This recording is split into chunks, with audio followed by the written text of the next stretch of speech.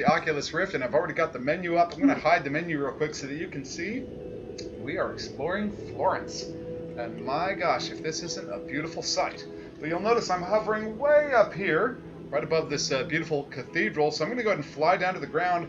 Before we do that, we need to make sure that we've got all of our menu options in place. If I try to fly around here and now, you're going to notice right around the edges of my screen that I get this kind of faded sort of reduction in resolution. So what I want, since I don't get motion sick, is I want to go ahead and turn that off. So I'm going to hit my menu button, go up and click on my little 3 dots in the corner, and I'm going to go ahead and turn on Allow Human Scale, and I'm going to turn off Comfort Mode. So if you get motion sick, I'm going to encourage you to leave on Comfort Mode, but if you do not, then go ahead and turn that off. It's going to get you a lot cooler look.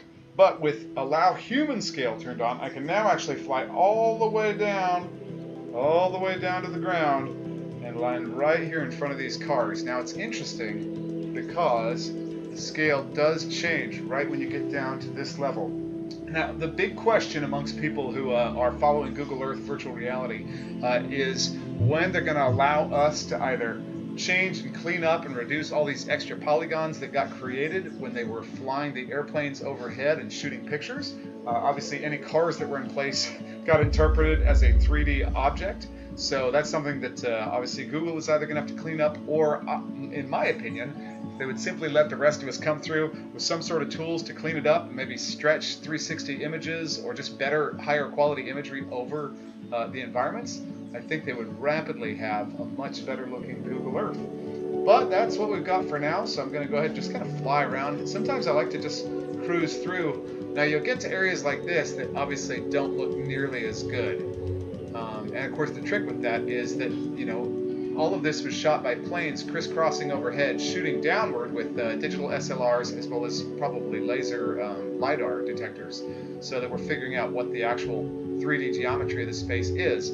That said, an angle like this was probably just not pick upable, especially as it flew over, you know, so you could see that this was kind of always in shadow, and this back alley definitely probably doesn't look like this. It probably doesn't have this many extra, I don't know, holes in the ground. It looks like kind of a war-torn area, but I don't think it's probably the case.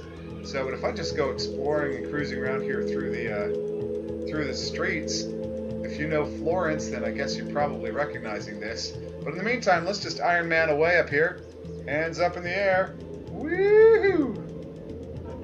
Oh, that's a beautiful little area. I wonder where we're at. Let's go ahead and let the textures fill in just a little bit. You know, I'd love to show you real quick where I was just in California. So I'm going to jump up here, let the world spin up. That would make many stomachs quite ill. But I'm going to go ahead and just drag the world over this way. And for those that have never explored Google Earth, I'm turning around and staring into the void of space. You can even see the Milky Way up here, as well as the arc of the sun. It's really an incredible experience. I'm going to go in and fly in. I was just enjoying California, University of Southern California, so let's just try to fly down here. Oh, I hear a 1-year-old little girl coming in, so I might end up cutting this just a little bit short so she doesn't yank the whole headset off the table. But I will be back with you guys later to talk more about Google Earth VR.